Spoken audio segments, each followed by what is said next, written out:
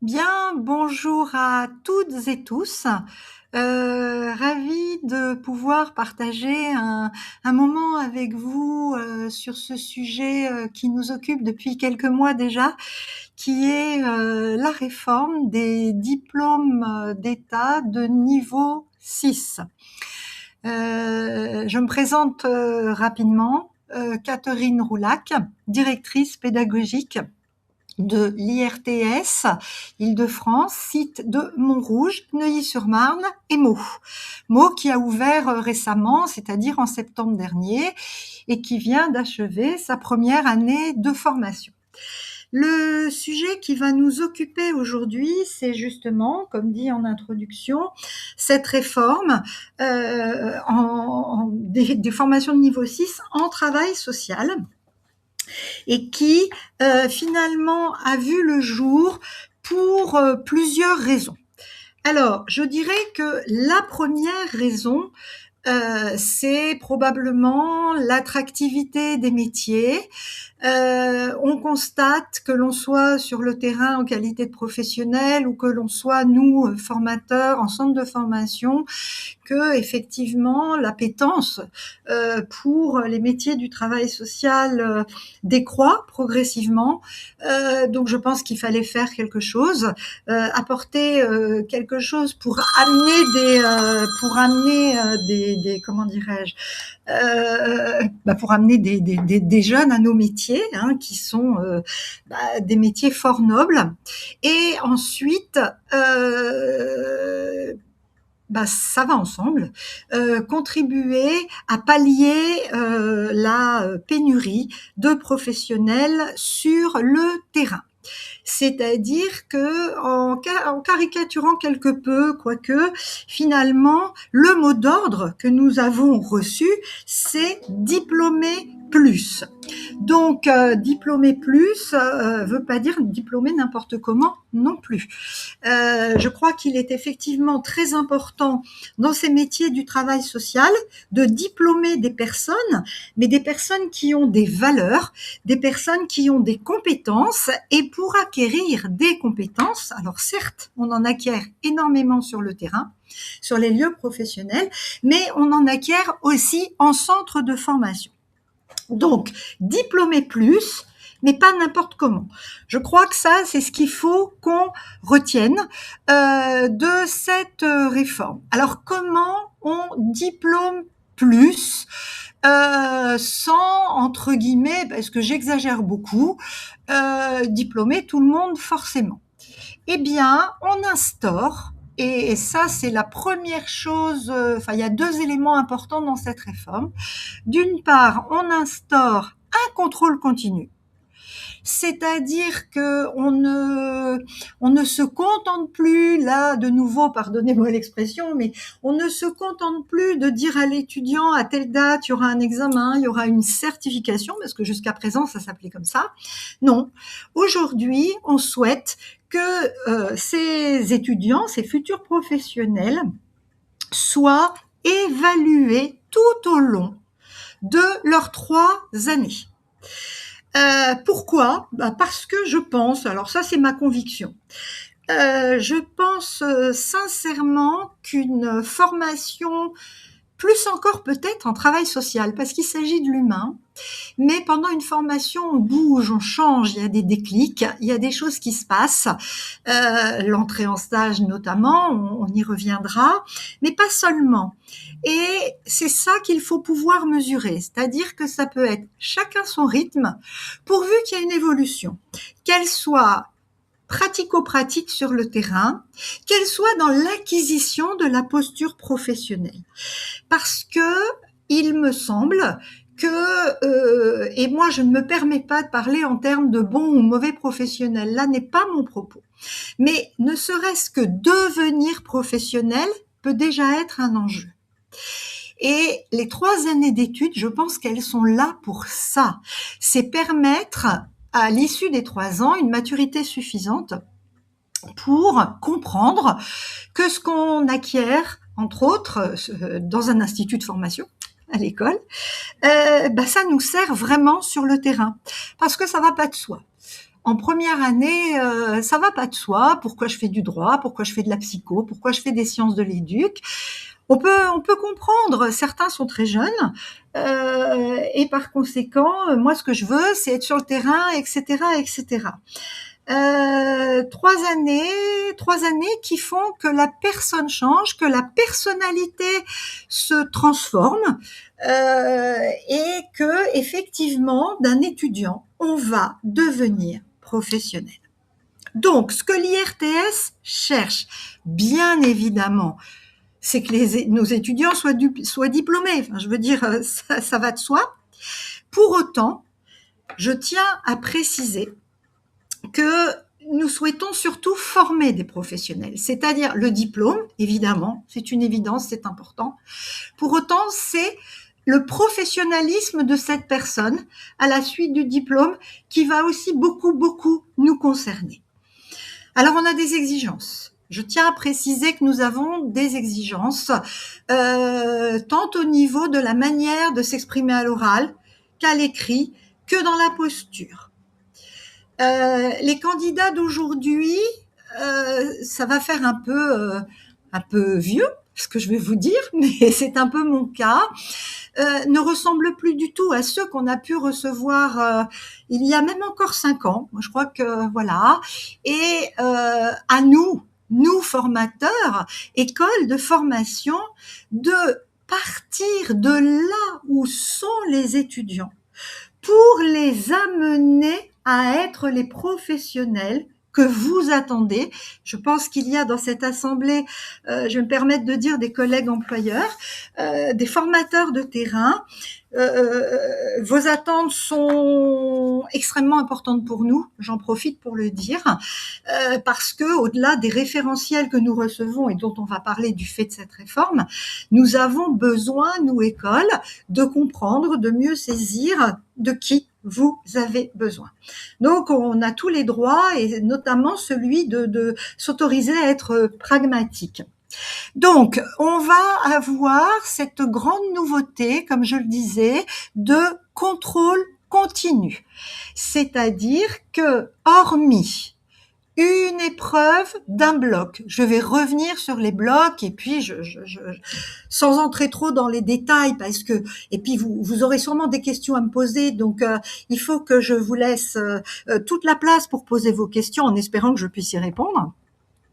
Ce que je veux dire par là, c'est que le contrôle continu nous permettra de suivre encore davantage l'évolution de l'étudiant. Qui dit contrôle continu dit que pour un module, eh bien, il y a forcément 2 notes. Un contrôle continu, c'est à minima 2 notes. En général, on veut pas en mettre trop non plus parce qu'on passerait notre temps, et les étudiants surtout passeraient leur temps à être évalués et à faire des devoirs sur table et tout ça. Donc le but n'est pas non plus de surévaluer. Je pense que le mieux est le mieux est l'ennemi du bien, mais ce que je veux dire par là, c'est que on peut avoir le droit à l'erreur, on peut avoir à un moment ne pas avoir été bien pendant une épreuve, je sais pas moi, tout ce qui peut arriver malheureusement dans la vie, et se rattraper. Donc, ça laisse la possibilité, le contrôle continu à un étudiant, je vais prendre un exemple tout simple, qui aurait eu 8, qui a 12 à la seconde épreuve, ben voilà, et c'est pas pour autant qu'il n'a pas acquis les compétences. Donc, ce contrôle continu va nous permettre effectivement de mieux visualiser, en tout cas de manière beaucoup plus régulière, la progression, l'acquisition à la fois de connaissances et de compétences. Alors, cette réforme, telle que je l'ai perçue, insiste davantage sur l'acquisition de compétences que de connaissances. Alors, loin de moi l'idée de vous dire qu'il ne faut pas de connaissances, attention.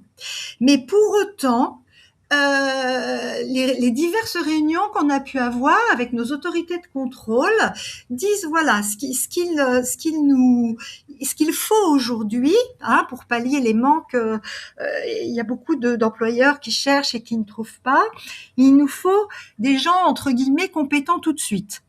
Bon, moi, je continue de penser qu'on apprend aussi beaucoup son métier quand on l'exerce. Moi, ça fait 5 ans que je suis directrice pédagogique, un peu plus même, et j'en apprends toujours tous les jours.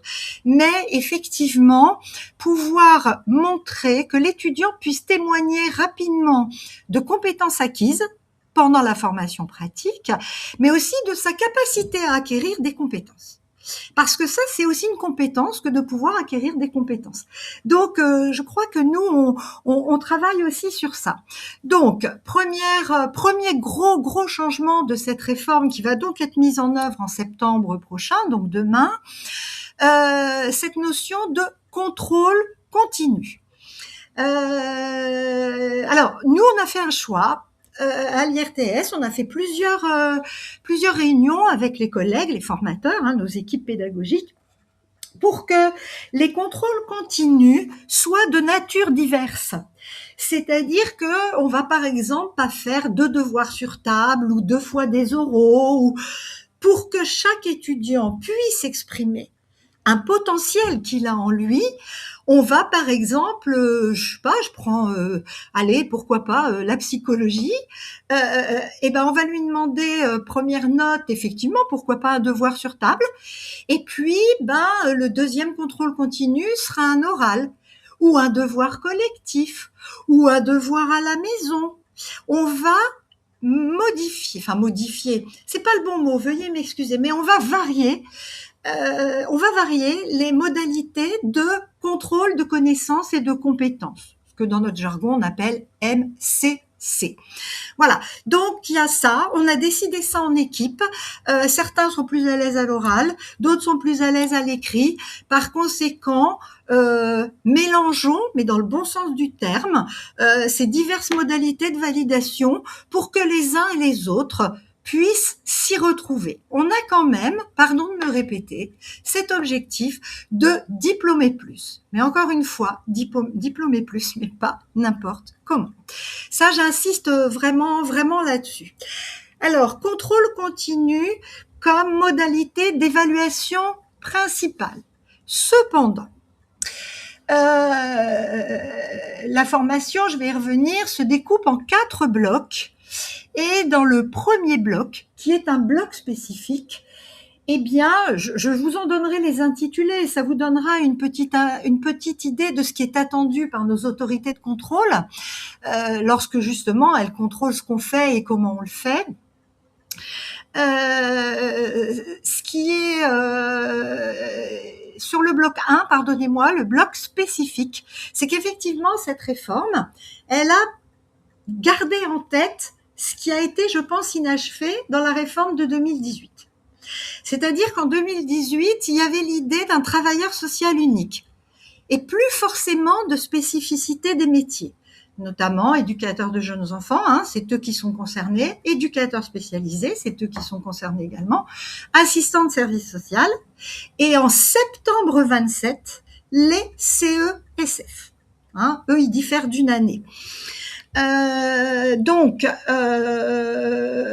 Effectivement, sur les 4 blocs, 2 sont totalement communs entre les 3 métiers. On y reviendra. Il y a la même chose. Bloc 3, bloc 4, que l'on soit futur JE, éducateur de jeunes enfants, ES, éducateur spécialisé, ou ASS, assistant de service social, les blocs 3 et 4 proposent rigoureusement les mêmes contenus. En revanche, le bloc 1, qui est le bloc spécifique métier. C'est-à-dire qu'on a toujours cette idée que dans les métiers du travail social, il y a énormément de points communs, énormément, mais peut-être on se dit, oui, mais une JE, elle fait peut-être pas le même travail tout à fait que l'assistante de service social. Donc il faut peut-être quand même qu'on pèse, qu'il y ait un équilibre qui soit qui est requis du reste, et qu'il faut qu'on trouve ce sur quoi on a travaillé cette année. Et donc le bloc 1 est le bloc spécifique. Alors ce bloc 1, il est spécifique aussi dans sa validation, parce qu'effectivement, il va être validé par du contrôle continu, mais une épreuve qui s'appelle l'épreuve conclusive, elle porte bien son nom, l'épreuve conclusive ne compensera aucun autre enseignement et ne sera elle-même pas compensée par quelque enseignant que ce soit. C'est un document qui fait une trentaine de pages, qui, à mon avis, ne doit pas être assimilé à l'ancien mémoire, parce que j'oublie de vous dire peut-être quelque chose d'important, il n'y a plus d'obligation de mémoire. C'est-à-dire que les mémoires de fin d'études, comme on a tous pu le connaître, à ce jour, et ce que je vais vous dire là est très maladroit, se transforme en une épreuve conclusive. Je ne devrais pas dire se transforme parce que c'est pas l'équivalent d'un mémoire. Cependant, cette épreuve conclusive d'une trentaine de pages va nécessiter de la part de l'étudiant une une auto-évaluation et une rétrospection de son parcours à l'IRTS. C'est-à-dire que, à l'IRTS et sur les terrains, au sens où il va devoir lui-même pouvoir dire, écrire, ce en quoi il a progressé, quelles compétences il pense avoir acquises, sur quoi il s'est appuyé pendant son parcours de formation en cours théoriques ou académiques, et il doit pouvoir dire, si je caricature un petit peu, voilà tout ce que j'ai appris, voilà comment j'ai grandi, comment j'ai progressé, et en même temps, pourquoi pas, je pense que voilà, après sur le terrain, j'ai ça à travailler, j'ai ça à faire. C'est-à-dire qu'il y a quelque chose, oserais-je dire, c'est un bien grand mot, d'une forme d'introspection professionnelle qui va nous montrer à nous, centre de formation, qu'il y a bien une énorme différence entre ce qu'était l'apprenant, puisque c'est le titre générique aujourd'hui, et le futur professionnel qui va être diplômé. Et je pense que ce travail, moi, je vous cache pas qu'il me séduit. Ça veut pas dire que je suis contente qu'il n'y ait plus de mémoire. Non, ça n'a rien à voir. Mais il me séduit parce que il engage autrement l'étudiant. Il l'engage d'une certaine manière personnellement. Je parle pas de sa vie privée, mais j'ai envie de dire de sa croissance professionnelle. Et ça, pour moi, c'est important qu'un étudiant soit en capacité de dire, voilà en 3 ans ce que j'ai compris. Voilà en 3 ans ce que je pense avoir acquis. Mes expériences de terrain, de stage, m'ont amené à penser que je voulais faire ci, mais finalement là, c'est ça. Et puis là, je me suis trompée. Voilà comment je me suis appuyée sur les groupes d'analyse de la pratique. Parce que pendant mes 3 années, je vais pas pouvoir voir tous les champs, par exemple, de l'éducation spécialisée. Donc, mes collègues qui font un stage dans un champ où moi, je ne pourrais pas aller, j'entends ce qu'ils vivent. Et je crois que pouvoir restituer quelque chose de ça, pour moi, c'est extraordinaire. Et c'est peut-être ce qui va montrer que la formation aura fait formation. Ça m'anime parce que j'y crois vraiment. Et je pense que c'est quand même un bel objet de clôture de formation, même si, et je ne rentrerai pas dans ce débat, effectivement, on peut regretter la disparition du mémoire tel qu'il était conçu et qui avait été revu en 2018, etc., etc. Donc cette épreuve conclusive, et c'est pas anodin pour moi, elle se valide toute seule. C'est-à-dire que si un étudiant n'a pas la moyenne à cette épreuve conclusive, même si à ses contrôles continus dans ce bloc-là, il a 18, je fais exprès d'être très caricatural, il ne validera pas son bloc. C'est vraiment une épreuve à part entière. Et pareil, imaginons à l'inverse que, et j'emploierai un vocabulaire un peu spécifique là dans les minutes à venir, s'il n'obtient pas euh, la moyenne à ses différents enseignements du bloc 1, mais qu'il a 18 à sa note conclusive, ça ne viendra pas combler les manques des enseignements auxquels il n'aurait pas eu la moyenne. Donc voilà, il y a donc contrôle continu, si je me permets de récapituler, qui est majoritaire, et juste cette épreuve-là, conclusive, qui est isolée, dans le sens où, ben voilà, elle se valide, on a 10 ou on n'a pas 10, mais en tout cas, rien ne viendra la compléter si on n'a pas 10. Donc, c'est en ça où je pense qu'il faut lui accorder une importance toute particulière. Alors évidemment, on pense avec les collègues, c'est pas parce qu'elle s'appelle épreuve conclusive qu'on va la démarrer en 3e année. Je pense que dès la fin de la première année, et puis l'expérience nous amènera à revoir ce que je suis en train de vous dire aujourd'hui. Je pense que dès la fin de la première année, nous allons mettre en place des temps d'accompagnement. Pour que l'étudiant se mette bien, pour que l'apprenant, pardonnez-moi, se mette bien dans l'optique de ce qu'on attend de lui. C'est pas rien ce qu'on attend de lui. Moi, je veux qu'on prenne la mesure de cette épreuve.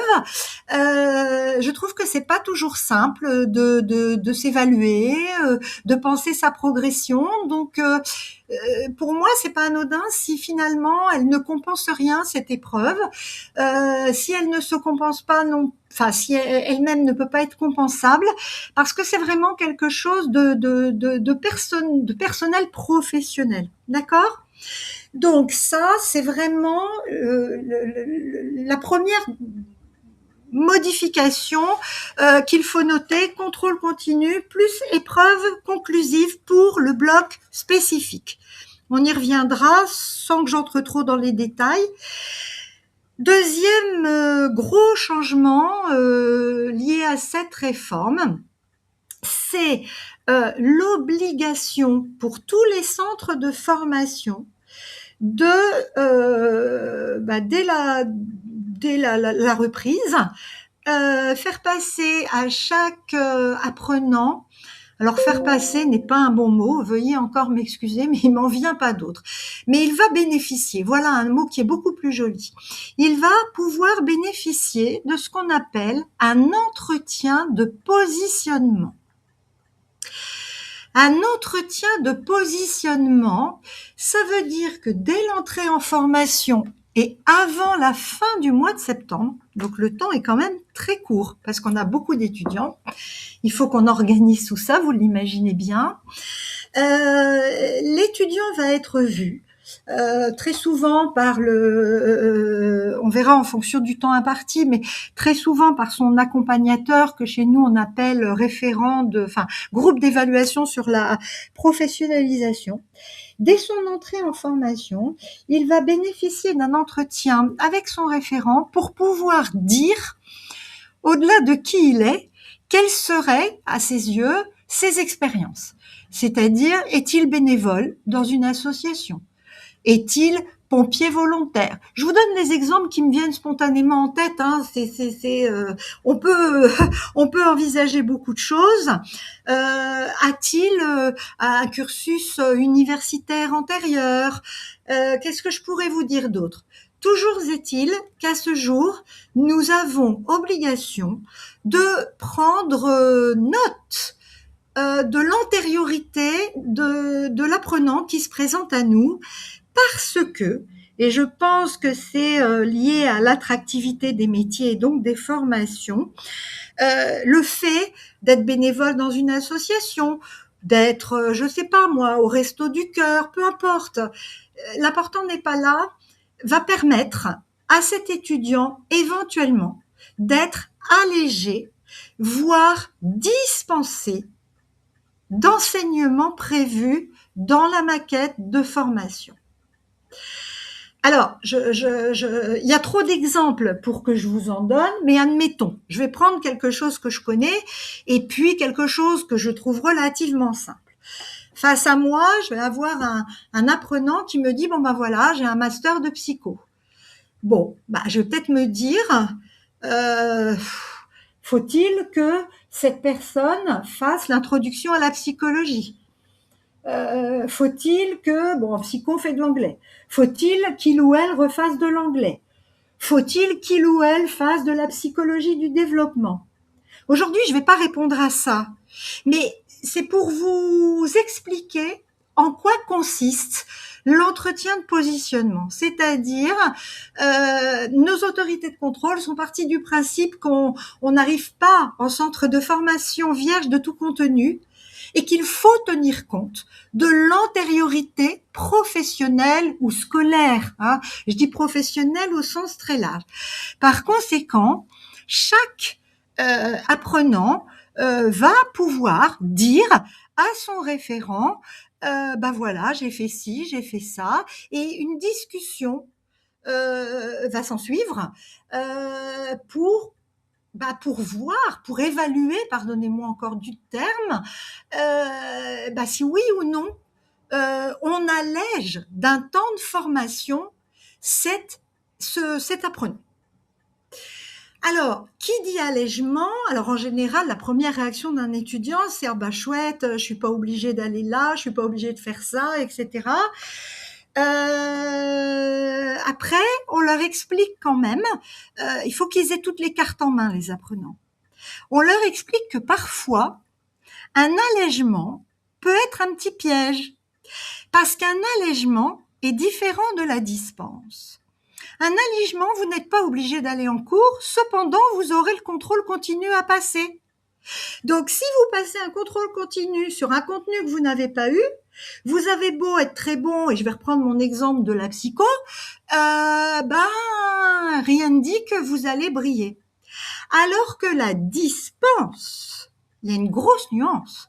La dispense, non seulement vous n'allez pas en cours, voilà, vous êtes dispensé, mais vous ne passez pas l'examen. Mais dans ces cas-là, et là, c'est le modèle universitaire qui prend un peu le pas. Hein. De toute façon, vous verrez que le modèle universitaire prend un peu le pas sur la manière de former nos étudiants. Je vous dirai en quoi et comment. On vous met 10. Et parfois, c'est un peu dommage de n'avoir que 10, alors qu'on pourrait peut-être, je vais reprendre toujours un exemple caricatural, avoir 18. Donc, on explique ça. On explique à l'étudiant qu'on peut comprendre qu'il se réjouisse d'avoir moins de cours. Néanmoins, attention, chers apprenants, ne vous mettez pas en danger. Et c'est notre rôle, à nous, centre de formation, de vous dire faites attention à ne pas vous mettre en danger. Donc, cet entretien de positionnement, qui n'était pas obligatoire auparavant et que nous ne faisions pas, va être donc obligatoire. Je me répète, mais c'est important. Ça fait vraiment partie des nouveautés de cette réforme et d'une, oserais-je dire, avec plein de guillemets, d'une philosophie de la réforme. On a un passé, on en tient compte. On évolue, on fait du contrôle continu. Enfin, vous voyez, il y a vraiment pour moi derrière une intention. Il y a quelque chose. Donc, cet entretien de positionnement, lorsqu'il se sera tenu, sera suivi de ce qu'on appelle un contrat individuel pédagogique de formation. C'est-à-dire que chaque étudiant aura un contrat comme un engagement avec l'école. Alors bien sûr, on va préciser si cet apprenant a des allègements ou s'il a des dispenses, mais pas que. On va rappeler son antériorité et ce contrat individuel de formation sera signé par l'étudiant, par le centre de formation. Il s'engage. Et c'est un peu ça que lors des réunions avec nos autorités de contrôle, il a beaucoup été question de cette notion d'engagement. Et c'est pour ça que je pense que c'est pas anodin si on est sapeur-pompier volontaire, si on est dans une association. Cette notion d'engagement, moi, je la retrouve. Je la retrouve dans la manière d'évaluer, parce que quand on est évalué par un contrôle continu, on s'engage à venir à tous les contrôles continus. Vous voyez, il y a ce mot. Pour moi, il y a ce mot qui sous-tend beaucoup. cette réforme. Donc, contrat individuel pour chacun des apprenants. Certains seront très probablement allégés, voire dispensés, d'autres peut-être pas. Je suis pas certaine que quelqu'un qui aurait une licence ou un master de chimie ou de mathématiques, on l'allège de beaucoup de choses, si ce n'est de l'anglais. Je fais exprès d'être caricaturale, hein.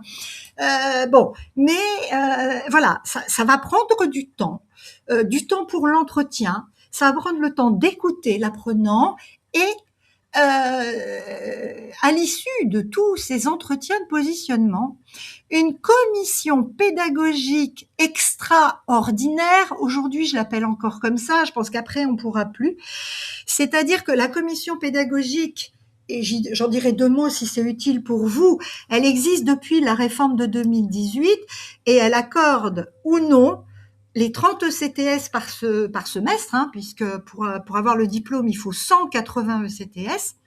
Donc, elle accorde ou non les 30 ECTS en fonction de l'absentéisme, du rendu de dossier correct, enfin de beaucoup d'éléments.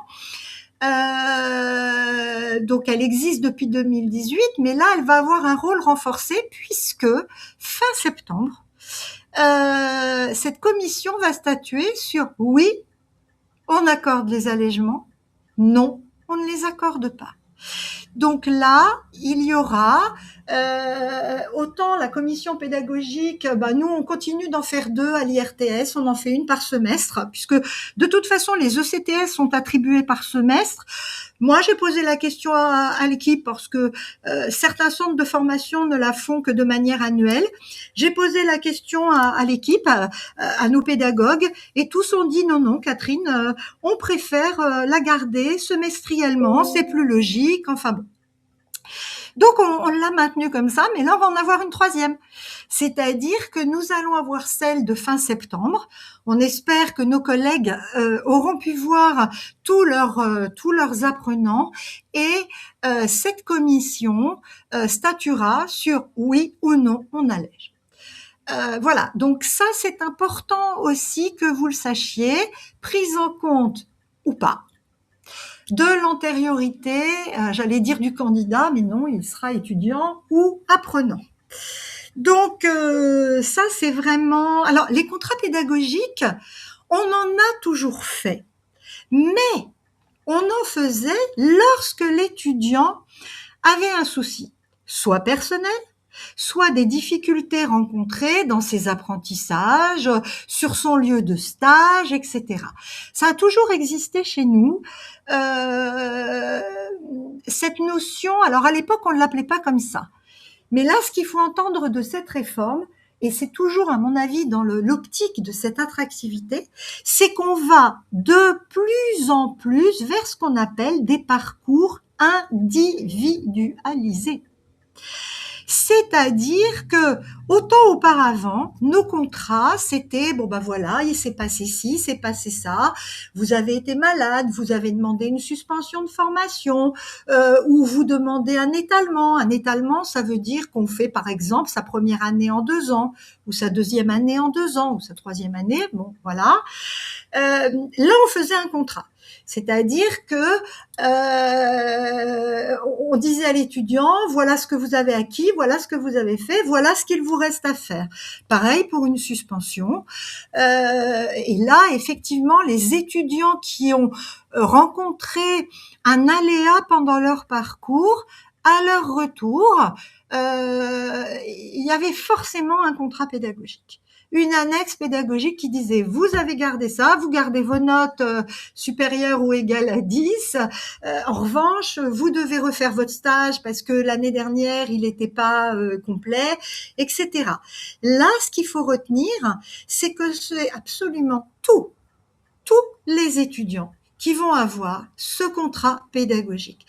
Et là où nous sommes dans des parcours individualisés, c'est justement ces allègements ou ces dispenses qui vont être acceptés. Parce que ça va demander un suivi encore un peu plus, comment dirais-je, l'IRTS a pour valeur première l'accompagnement de ses étudiants. Évidemment, le respect, enfin l'humilité, et ça va de soi, mais on a toujours eu à cœur d'accompagner un étudiant. D'accord?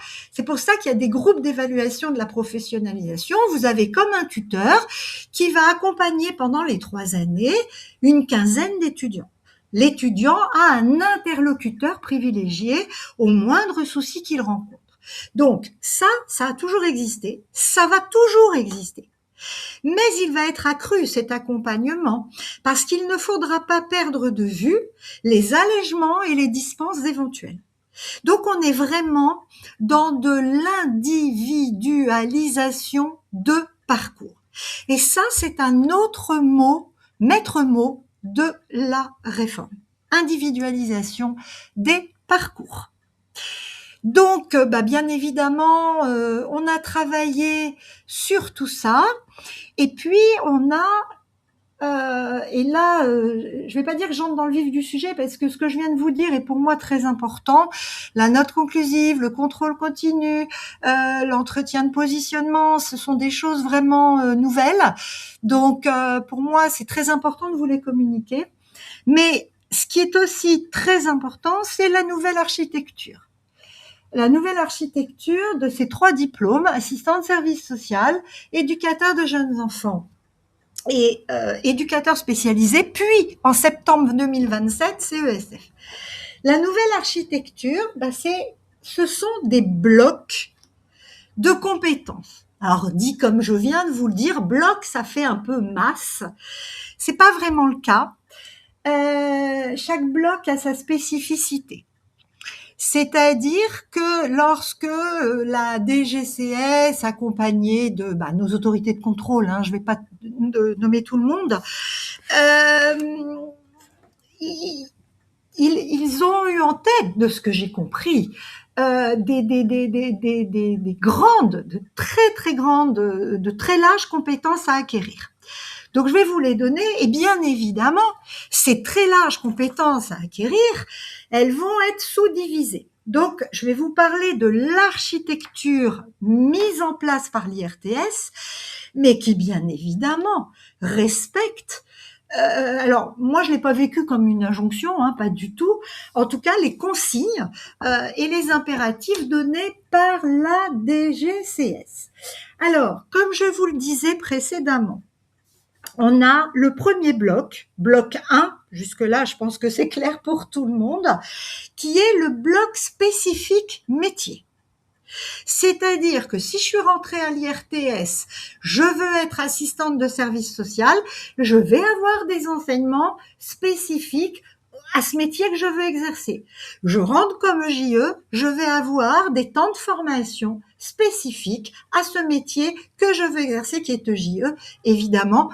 Pareil pour les éducateurs spécialisés et ce sera pareil pour les CESF l'année prochaine. Alors, le bloc 1, forcément, il diffère puisque c'est le bloc spécifique. Je vous donne rapidement les intitulés. Je veux pas trop vous embêter. Bon, grosso modo, on a quand même des points communs, mais quoi qu'il en soit, c'est concevoir et conduire un accompagnement. Ça, c'est pour les AS.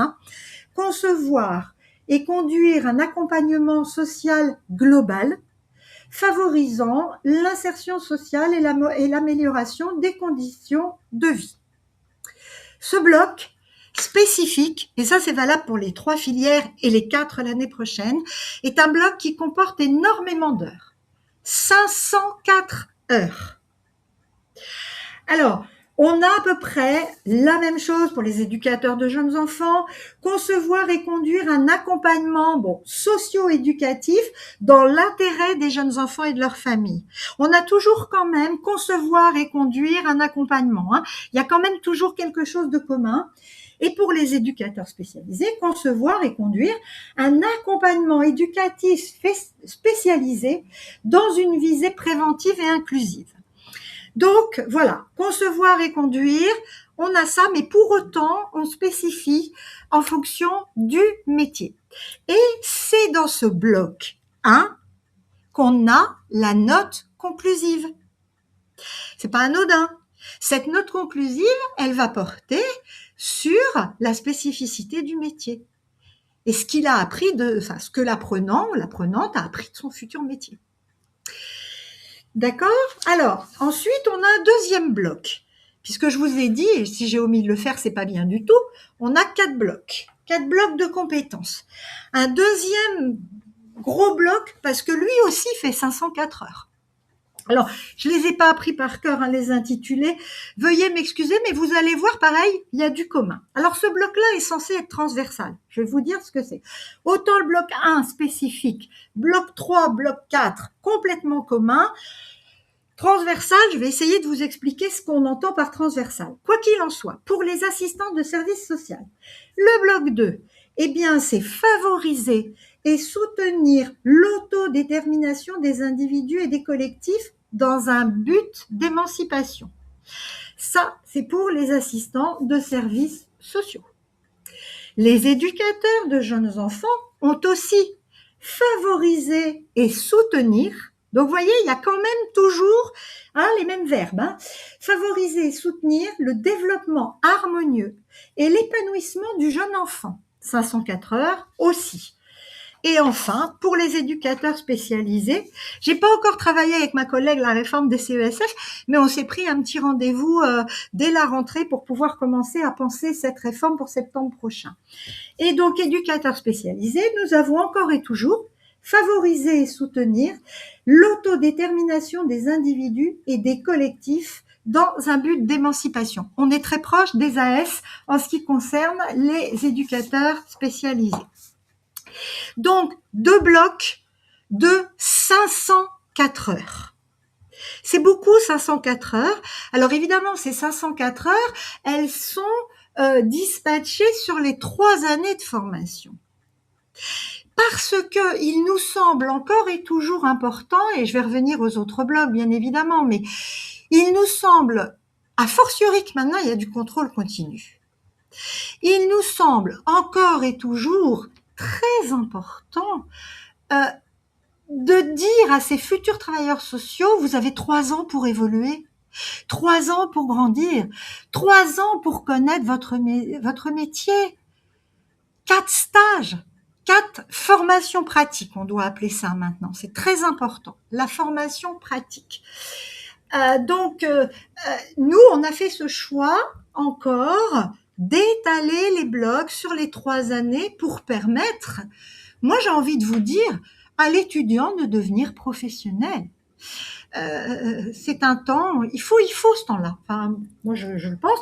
Et parfois, on a quand même pas mal d'étudiants qui font leur formation en 4 ans, qui suspendent, comme je vous le disais tout à l'heure, pour raison de santé, ou parce que c'est trop difficile, ou parce que le stage les a éprouvés. Enfin, le stage, c'est pas rien non plus, hein. On réfléchit aux objectifs de stage, et là, on a besoin de vous aussi, vous les professionnels de terrain. Donc, le bloc 2, alors, il est censé être transversal. Donc, 4 blocs, 2 entièrement communs, le 3 et le 4, je vous donnerai les intitulés, un bloc 1 spécifique et un bloc 2 transversal. Alors, c'est vrai que c'est pas simple cette histoire en tout cas à ce niveau-là de transversalité, parce que la transversalité à l'IRTS, on sait un peu ce que c'est. Ça fait bien longtemps que nos étudiants suivent des cours ensemble, on les mélange, enfin bon. Mais là, en l'occurrence, finalement, de ce que j'ai cru comprendre, un bloc transversal, c'est pas mal de commun. C'est-à-dire que finalement, quand on regarde le détail, eh bien, on a beaucoup d'enseignements, on appelle ça des modules dans notre jargon. On a pas mal d'enseignements qui sont communs, mais, et notamment pour les EJE, il y a une autre spécificité qui se travaille autour de tout ce qui est prévention, les vaccins, l'hygiène. Ils ont un certain nombre d'heures à faire autour de ça. Et ça s'appelle aussi transversal parce que c'est dans le bloc 2, c'est inscrit dans le référentiel de formation et pourtant c'est du spécifique. Donc, je comprendrais que vous ne me trouviez pas très claire, mais voilà ce que ça sous-entend. C'est que, finalement, il y a quand même un peu de spécifique, mais vous avez aussi beaucoup de commun. Je vous donnerai quelques exemples parce que je peux comprendre si je ne suis pas claire. Et les blocs 3 et 4, qui sont donc littéralement tous, enfin les deux, pardonnez-moi, pas tous, communs. Donc, mêmes enseignements, mêmes espaces de formation, même temps, voilà. Alors, le BC3, que je vous dise pas de bêtises, s'intitule « S'inscrire dans une dynamique partenariale et territoriale en lien avec la mise en œuvre avec des politiques de cohésion sociale ». Donc, on demande encore à nos étudiants d'aller voir ce qui se passe sur le territoire, quoi. Une institution, elle n'est pas isolée de l'extérieur. Donc, c'est avant ce qu'on appelait, je pense, travail en réseau et partenariat, qui s'appelait DC4, mais on va éviter de parler du passé, ça pourrait nous induire en erreur. Donc, là, on travaille, enfin, l'équipe pédagogique travaille avec les étudiants sur, voilà, comment on travaille en partenariat, en réseau, comment on s'intéresse à son territoire, comment on en étudie les besoins. Il y a une dimension de recherche, faut pas qu'on l'oublie. Il y a une dimension de recherche-action, de méthodologie de recherche dans ce bloc-là. J'attendais d'en arriver là pour vous le dire. C'est-à-dire comment on réfléchit méthodologiquement. Voilà, je voudrais mettre tel projet en place. Oui, mais à quoi ça répond? Comment ça peut y répondre? Là, je simplifie les choses. Mais dans la réforme, cette dimension de recherche est affirmée. Elle existait déjà en 2018. Je trouve que là, il la réaffirme et elle traverse les 4 blocs. Donc là, on parle du territoire, on parle du travail en réseau, partenariat, et le bloc 4, c'est un peu ce qu'on appelait avant le travail en équipe, s'inscrire dans un contexte professionnel du travail social. Alors, ces 2 blocs-là sont communs. Ils font respectivement 252 heures pour le bloc 3 et 245 heures pour le bloc 4. Alors, vous allez me dire, et vous auriez raison, et si je parle trop, faut me le dire aussi, que c'est bien joli tout ça, mais c'est énorme. Évidemment que c'est énorme. Je vous avais dit, c'est vraiment D'abord, c'est peut-être pas pour rien que ça s'appelle bloc, parce que finalement, c'est les intitulés que j'ai pu vous énoncer, c'est énorme. Donc, il faut qu'on divise, qu'à partir de cet intitulé, nous, on puisse penser des enseignements et des espaces de formation. Et nous avons eu pour directive, au sein de ces blocs, de les diviser en UE. C'est en ça où je vous dis qu'on se rapproche un petit peu du vocabulaire universitaire, puisque UE veut dire unité d'enseignement. Une unité d'enseignement en moyenne, parce que, c'est environ, en tout cas là, je regarde en même temps pour pas vous dire de bêtises, entre 5 et 7 enseignements différents. Et c'est là où va jouer le contrôle continu. C'est-à-dire qu'alors, nous n'avons pas obligation, je tiens à vous le préciser, nous n'avons pas obligation de valider absolument tous les enseignements. C'est-à-dire, retenez pas, mais c'est juste pour illustrer mon propos. Voilà, je vais commencer par l'UE1, parce que voilà, c'est l'UE1. Histoire du secteur social et des professions, découverte des champs et des milieux professionnels, philosophie éthique en travail social, intervention professionnelle et droit pénal. On n'est pas obligé de dire, alors on va valider droit pénal, on va valider intervention pro, on va valider philosophie.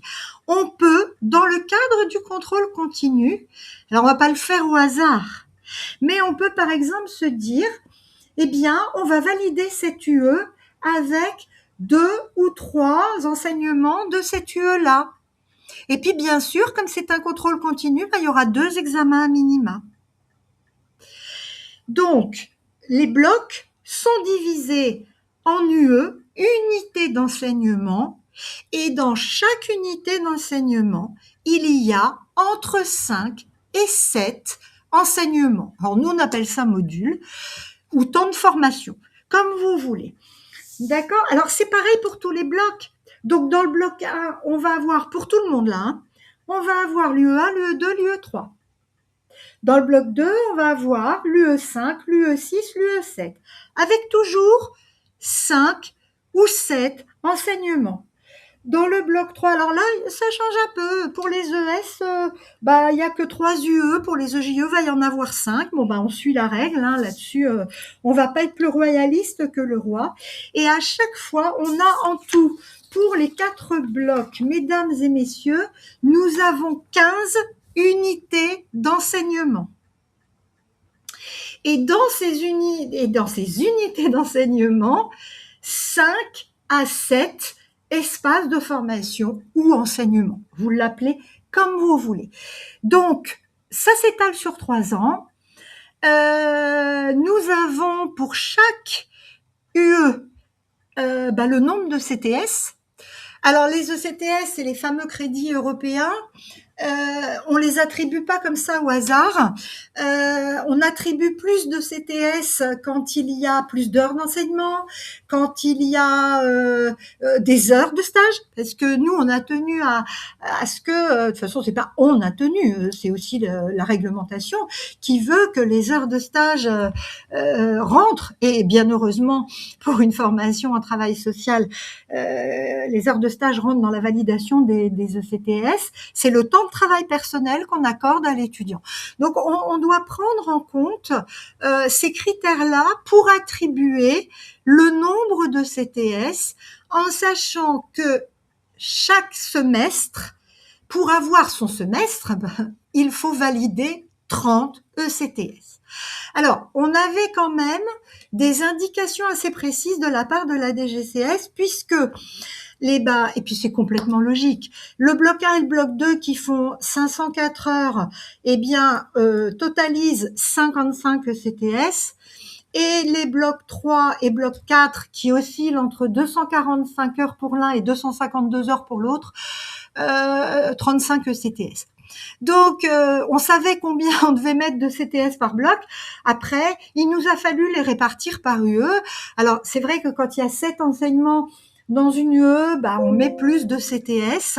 On regarde aussi le nombre d'heures de cours. On regarde aussi les enseignements dits professionnalisants, parce qu'on veut les valoriser. Et encore une fois, bien évidemment, la DGCS ne nous a pas dit les enseignements théoriques, il faut pas les évaluer. Bien évidemment que non. Mais ils ont davantage insisté sur l'acquisition de compétences. De fait, on a attribué pas mal de CTS dès lors qu'il y a ce qu'on appelle enseignement professionnel spécialisé, dès lors qu'il y a intervention professionnelle. Voilà. On a fait ce choix en équipe. Cette réforme nous occupe depuis octobre-novembre dernier. En plus, nous n'avons eu, si ma mémoire est bonne, et quelqu'un me corrigera si je me trompe, l'instruction interministérielle qui vient changer des petites choses. On devait l'avoir mi-janvier, je crois qu'on l'a eu fin février, peut-être même début mars. Là, je ne sais plus. Mais quoi qu'il en soit, on a travaillé en équipe régulièrement, sur la base de réunions avec évidemment nos collègues formateurs, les équipes pédagogiques, ça va de soi. On a commencé par positionner les formations pratiques. On appelle ça période de formation pratique. C'est ce qu'on appelait auparavant les stages. Et c'est ce qui nous a d'abord préoccupés lorsque nous avons commencé à construire les plannings. Donc, on a d'abord positionné ces temps-là, des périodes de formation pratique. Et à partir de là, ce qui nous semblait évidemment important comme connaissance à connaître avant de partir lors d'un premier stage. On est resté, je crois, à peu près sur le timing, en tout cas pour les premières années, parce qu'on y va marche après marche. Là, on a beaucoup travaillé la première année. Quoi qu'il en soit, nous avons fixé les dates de formation pratique pour les 3 ans. Mais on n'entre pas en stage comme ça. Il faut le temps de voir son responsable de GEP, son accompagnateur. Il faut le temps de voir avec lui les objectifs. Je vais en stage, pourquoi ? Qu'est-ce que je veux apprendre ? Et ça change pas. Réforme ou pas réforme, ça change pas. Après, progressivement, c'est qu'est-ce que je pense que je peux apporter à une structure tout en restant humble, hein. C'est pas je vais révolutionner parce que je suis en 2e ou en 3e année, mais voilà, c'est-à-dire que il y a toute une réflexion qui est menée autour de je pars en stage, je ne pars pas comme ça. De quoi est-ce que j'ai besoin pour commencer à bien observer le terrain. Donc, on réfléchit aux cours, aux espaces de formation qui sont très importants. On a maintenu les techniques de médiation éducative et culturelle. C'est important. Les étudiants ont une semaine, je vais vous dire une bêtise si je dis une semaine par an. Là, je vous dirais peut-être une bêtise, mais quoi qu'il en soit, elles sont maintenues. Et bien évidemment, dans chacun des blocs, nous gardons des moments pour l'accompagnement de l'étudiant.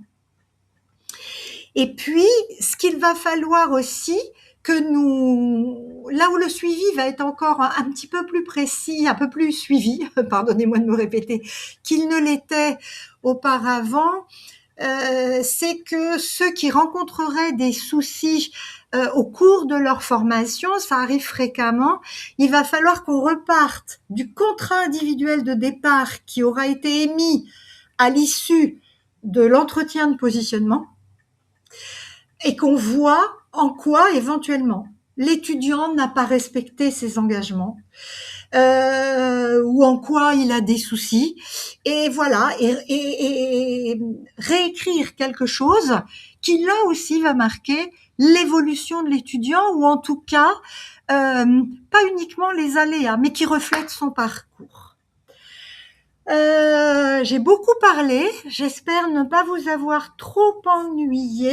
J'ai peur, très honnêtement, d'avoir oublié des choses. Je vais en profiter pour vous présenter ma collègue, Madame Dounia Hamdaoui. Bonjour à tous, merci d'être là et j'espère que la personne que j'ai au téléphone a pu se joindre à nous, d'où mon petit retard et je m'en excuse. Merci beaucoup Catherine pour ta présentation qui, en tout cas pour moi, qui n'était pas trop dans ce sujet-là, pas mal de choses se sont clarifiées. Mais des questions, il y a quelques questions, notamment celle de Sarah. Elle a 2 questions. J'en ai aussi de mon côté. Puisque nous accueillons pour la plupart dans ce webinaire des employeurs, mais aussi des formateurs. Oui. Donc, qu'est-ce qui change pour les employeurs? Moi, je dirais en termes, par exemple, de nombre d'heures de ce qu'on appelle aujourd'hui la formation pratique. Est-ce qu'on est toujours sur le même nombre d'heures? Est-ce que ça a changé? Et donc là, j'introduis la question de Sarah qui est, voilà, au vu des fameux blocs communs, est-ce qu'un éducateur spécialisé qui vient en stage dans une structure, par exemple, peut-il être accueilli par un diplômé assistant de service social? Oui, Donc oui. ça pourrait être un autre exemple. En tout cas, on a cet exemple-là. Et bien sûr, pour ceux qui en auraient besoin, Sarah voudrait savoir s'il était possible d'envoyer voilà, le référentiel avec les différents blocs pour chaque métier, pour en être voilà, pour être au courant de ce qui est demandé aux employeurs. D'accord, oui, bah évidemment.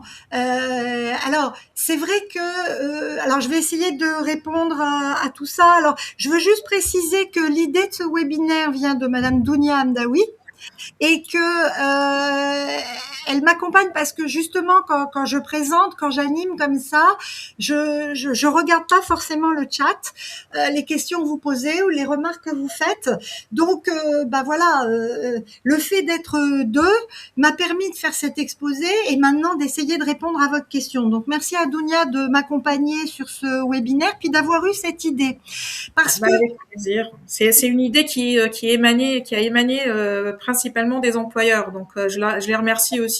Et oui, et justement pour répondre à Sarah, notre propos c'était justement d'essayer d'être le plus explicatif possible et je trouvais normal qu'une école s'exprime sur la compréhension qu'elle a de la réforme avant de vous envoyer de manière un peu, comment on pourrait dire, même avec un petit mail d'accompagnement, je me suis dit, bon, bah, les gens qui vont recevoir les 4 blocs, ça va peut-être pas forcément leur parler. Et avec Dounia, on a eu cette réflexion de se dire pourquoi pas, et donc sur votre incitation, mesdames et messieurs les employeurs, pourquoi pas déjà expliciter les grandes lignes. Pourquoi pas vous envoyer les blocs, ça c'est aucun problème, bien évidemment. Mais j'aurais trouvé ça beaucoup trop abrupt de vous envoyer quelque chose sans qu'il y ait eu un mot d'explication. Et du reste, pour ceux que ça intéresse, on pourrait refaire un webinaire si vous prenez connaissance de ces blogs, si vous recevez des stagiaires. Voilà, donc moi j'ai envie, cette réforme, il faut qu'on la porte ensemble. C'est vos futurs collègues. Je sais que je ne sais pas si notre directeur général est en ligne avec nous, mais je sais qu'il a aussi à cœur de pouvoir recueillir par le biais d'un think tank avec les employeurs justement, quels professionnels pour demain. Enfin, il serait beaucoup plus précis que moi, hein, bien évidemment, mais moi je crois qu'on a beaucoup de choses à faire, surtout quand il y a une réforme. Et pour en arriver aux questions plus précises, alors, concernant les assistants de service social, le nombre d'heures est passé de 1740 heures, si ma mémoire est bonne, à 1517 heures. Donc la formation théorique des assistants de services sociaux a diminué. Par contre, la formation pratique, j'ai plus en tête le nombre de semaines, veuillez m'excuser, mais la formation pratique des assistants de services sociaux a réaugmenté de 2 semaines, si ma mémoire est bonne. Donc, en fait, il y a eu un alignement pour les 3 filières sur 1517 heures. Et dans ces 1517 heures, il y a 12 heures d'accompagnement de l'étudiant. Sauf que, moi, j'ai envie de vous dire, 12 heures d'accompagnement de l'étudiant sur 3 ans, c'est pas beaucoup, on fait bien plus. Donc, on s'est posé la question. On n'y a pas encore répondu. On se demande si ces 12 heures dévolues à de l'accompagnement ne seraient pas ne doteraient pas l'accompagnement pour la fameuse épreuve conclusive du bloc 1. On se pose encore la question parce que même si on commence en fin de première année le suivi de l'épreuve conclusive, je pense que ça va nécessiter un accompagnement. Hein. Comme je vous le disais, pour moi, c'est une épreuve qui est pas si simple que ça. Moi, qui me séduit totalement, mais qui n'est pas simple. C'est facile à dire quand on a mon âge et voilà. Je la trouve séduisante. Pour autant, elle est complexe et je pense que dès la première année, on va mettre en place un suivi. Voilà, donc les ES et les EJE ont perdu un petit peu en temps de stage. Les AS ont gagné en temps de stage. Elles ont perdu en termes de formation théorique. Et les ES, ils étaient, que je vous dise pas de bêtises, à 1450 heures, ils sont passés à 1517. Et les EJE devaient être à 1500. Bon, eux, ça change pas grand-chose. Je sais pas si j'ai répondu à la question. Alors sur le nombre d'heures, oui. Maintenant, c'est plutôt sur l'accueil des stagiaires et donc suivi en ayant un référent différent du diplôme préparé au vu des blocs communs. Alors, il faut impérativement que le référent de site qualifié, on va l'appeler comme ça, Dounia, ça te va? Oui. Est un diplôme supérieur ou égal à l'étudiant. C'est-à-dire que ça peut pas être quelqu'un qui aurait un diplôme inférieur. En revanche, du fait de à la fois ces blocs communs et ce bloc transversal, Pour les premières périodes de stage, oui, ça peut être quelqu'un qui n'est pas du métier. Mais moi, je vais continuer de conseiller pour les périodes de formation pratique qui seraient plus longues, d'avoir quelqu'un qui est du métier. Mais ça n'engage que moi.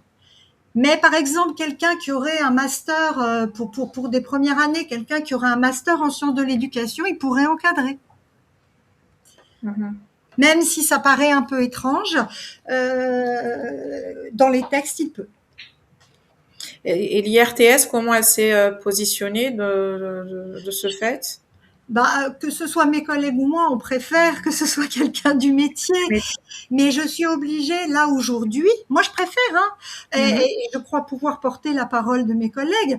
Pour autant, la réglementation prévoit, en tout cas pour les premiers stages, que ce soit quelqu'un, en tout cas avec un diplôme, un niveau de diplôme au moins égal à la formation préparée par l'apprenant. Donc ma position à moi, c'est voilà, quelqu'un du métier. Très bien. Mais il y a la possibilité d'ouvrir. Voilà, c'est ça que je voulais dire. J'invite les participants à écrire leurs questions sur la discussion, s'ils ont des questions, d'autres questions. Tu as bien fait, en tout cas, Dounia, ou la personne qui a posé la question, effectivement, parce que c'est quelque chose que j'allais oublier de dire. À force d'être dans la réforme, j'oublie de dire qu'effectivement, il y a des modifications dans la durée académique et dans la durée des stages. Donc, merci d'avoir posé la question. Comme quoi, il faut être deux, c'est un minimum. Tout à fait. N'hésitez pas, parce que je peux être passée rapidement sur des choses qui sont pas claires. J'entends complètement qu'il y ait plein de points obscurs et encore une fois, si vraiment vous souhaitez accompagner des stagiaires, vous impliquer dans la formation, on pourrait refaire un webinaire en entrant un peu plus dans les détails que je ne l'ai fait aujourd'hui. Mais faut pas hésiter, parce que c'est pas si simple que ça en fait. Je soutiens Dounia quand elle vous dit n'hésitez pas à nous poser des questions. N'hésitez vraiment pas.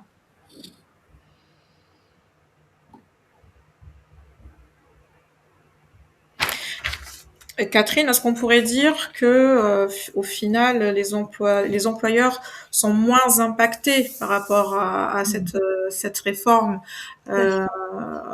En revanche, sur les organismes de formation, là, il y a tout un changement qui se fait. Je suis d'accord avec toi. Alors, je suis complètement d'accord avec toi. C'est-à-dire que je ne pense pas que ça change l'accueil de ce qu'on appelait le stagiaire. Oui, nous forcément dans le parcours de formation, c'est évident. En revanche, il faut savoir qu'en région, alors nous, ça, on l'a pas encore forcément mis en place, mais je crois que c'est la région Val-de-Loire et peut-être bien Caen, la Normandie. Je crois que eux ont inclus certains de leurs partenaires employeurs dans certaines validations et dans certains contrôles continus. Donc là, ça change, c'est pas que ça change grand-chose, mais l'application de l'employeur du lieu de formation pratique pourrait être plus importante qu'elle ne l'était aujourd'hui. Elle pourrait. En Île-de-France, c'est plus compliqué parce que on est nombreux. Mais je crois que c'est Centre-Val de Loire et Normandie-Caen qui ont des partenariats comme ça et ils ont demandé au terrain de bien vouloir contribuer au contrôle continu. Donc est-ce que c'est quelque chose qui pourrait être envisagé pour l'IRTS, sachant que parmi les personnes qui nous écoutent, ce sont aussi des employeurs qui souhaitent justement intervenir auprès de nos étudiants? Moi, je reste vraiment, à mes yeux aujourd'hui, la porte est grande ouverte. Parce que même si moi je fais partie de ce centre de formation, j'ai l'honneur d'en être la directrice pédagogique et vraiment c'est quelque chose qui m'honore. Euh, donc je suis convaincue qu'évidemment la formation dispensée ici, elle est fondamentale et si j'avais un mot plus fort, je le donnerais. Pour autant, c'est la confrontation dans le sens positif aux situations de terrain qui va vraiment aussi amener nos étudiants à se professionnaliser. Moi, je crois que l'un ne peut pas fonctionner sans l'autre. Et je pense que nous avons de plus en plus intérêt à renforcer nos liens. Quelles sont vos attentes? C'est nous, on forme vos collègues de demain. Mesdames et messieurs, par conséquent, avoir votre écho, avoir votre présence pour dispenser un temps de formation, vos retours de lieu de stage. Moi, je vois là, on a commencé un travail à propos de la formation pratique. On a commencé un travail avec la DRIETS pour que nos étudiants aient moins de difficultés à trouver les stages et que vous, ensuite, employeurs, ayez peut-être moins de difficultés à trouver les collègues. Il s'avère que la DRIETS a d'abord, j'ai une réunion le 7 septembre sur le sujet avec eux, mais la DRIETS a préféré réunir certains employeurs, donc peut-être que parmi vous, chers auditeurs, des personnes ont été sollicitées par la DRIETS, en la personne de Madame Ania Nessib ou Madame Becrard, ou Monsieur Hélinger peut-être aussi. Bon nombre, et nous on a besoin de savoir ça, bon nombre d'entre vous, je vais me permettre de le dire comme ça, font remonter que la posture des étudiants n'est pas vraiment la posture attendue. Nous on le constate aussi. Certains arrivent en formation, ils vont être éducateurs, ils vont, alors soit de jeunes enfants, soit spécialisés, vont être assistants de services sociaux, et pour autant, certains peuvent encore avoir une attitude d'adolescent. C'est aussi pour ça que je disais les 3 années, elles me paraissent importantes parce que quelque chose à dire quand même, c'est que si la formation a été faite en bloc, c'est aussi en pensant aux employeurs, c'est-à-dire que pour certains employeurs qui connaissent bien son salarié, à partir du moment où il aura les blocs et il connaîtra, il pourrait dire moi je voudrais que mon salarié ne fasse que le bloc 1 ou le bloc 3 ou le bloc 4, peu importe. On comprend. Mais alors après, encore une fois, la porte reste ouverte à beaucoup de choses. Vous savez, là, on a écrit beaucoup de documents, mais à mon avis, dans un an, il y a beaucoup de choses qui vont changer et ce sera tant mieux. Ce que je veux dire par là, c'est que notre position à nous, IRTS, c'est ils arrivent, ils ont besoin d'être formés. Parfois, et on a mis en place des ateliers pas des ateliers d'écriture, enfin il y en a, mais il y a aussi des ateliers de soutien à l'écrit, parce que c'est bête, mais quand on sort de terminale, on ne sait pas forcément comment écrire un mail, que finalement il faut dire bonjour monsieur, cordialement, enfin voilà. Et on a, pardonnez-moi du terme, toute une éducation à refaire. Donc le chemin est long. Et 3 ans, c'est pas trop à mes yeux, mais encore une fois, ça n'engage que moi. Et de fait, la formation, les blocs s'étalent sur 3 ans. Ce qui ne veut pas dire qu'un jour, l'IRTS ne pourra pas éventuellement dire là, on va faire comme ci, on va faire comme ça. Je ne peux pas présager de l'avenir. Mais à ce jour, et je crois que bon nombre d'écoles, en tout cas en région Île-de-France, c'est cette continuité, cette possibilité, et ça va avec la logique du contrôle continu en fait. Bon, je ne sais pas si j'ai été très claire, vous me dites. Bah, en tout cas, nous on note que vous souhaitez recevoir de la documentation sur les blocs. Donc on se permettra de récupérer vos mails auprès de notre service communication qui vous a envoyé les invitations pour vous envoyer ces documents dans les prochains jours. Voilà, Oui, voilà, donc ça c'est pris en compte comme demande. avec plaisir. Et puis, bah, n'hésitez pas, hein, comme je vous disais. Alors, je pense qu'on va aussi beaucoup apprendre en marchant. Euh, la première année va peut-être nous faire comprendre qu'on a été trop ambitieux ou pas assez, donc on va rectifier en deuxième. Je pense qu'il faudra vraiment qu'on ait fait le cycle des 3 années pour revisiter, enfin pour s'améliorer tout simplement, pour s'améliorer tout simplement. Mais quoi qu'il en soit, moi j'ai vraiment envie de vous dire que l'équipe pédagogique de l'IRTS s'est impliquée, a vraiment regardé les référentiels de compétences, les référentiels de formation, ce qu'on pouvait mettre dans les UE, voilà, et que certes c'est imparfait, mais ça a été vraiment fait avec une grande implication de la part de tous. Je ne sais pas si j'ai des collègues en ligne, quoi qu'il en soit, je les remercie aussi. On s'est réunis, les collègues se sont rendus disponibles. Ça a vraiment été un travail collégial. Donc, bah, je tiens à le dire. Et puis, bah, c'est pas gravé dans le marbre ni dans la pierre. Par conséquent, bah, quand on aura déjà une année, voire peut-être même un semestre de l'expérience de cette réforme, on se dira peut-être, bah tiens, on avait prévu ça, mais non finalement. Et bah, c'est ça qui est vivant. Moi, je dis que c'est vivant. Voilà. C'est vivant, ça nous oblige à repenser nos contenus, ça nous oblige à écouter davantage nos collègues employeurs, ça nous oblige à tout ça, et c'est pas plus mal, et c'est ce qui fait que notre métier est franchement passionnant.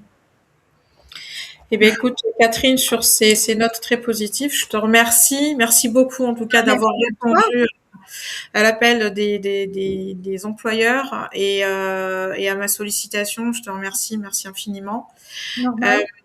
donc, s'il n'y a pas d'autres questions, vous avez peut-être besoin aussi de digérer un peu tout ce qui a été dit, de réfléchir à tout ça et potentiellement vous aurez peut-être des questions. Vous avez nos coordonnées, en tout cas les miennes pour les sites qualifiants qui ont rejoint le webinaire. Donc si vous avez des questions, n'hésitez pas à me les faire. En tout cas, parvenir par mail, je les transmettrai moi-même à Catherine et on tâchera d'y répondre prochainement. Il y a vraiment pas de souci par rapport à cela. Merci pour votre attention. Oui, merci beaucoup à tous. Et à très bientôt. À très bientôt, au plaisir, au revoir. Au revoir. Au revoir.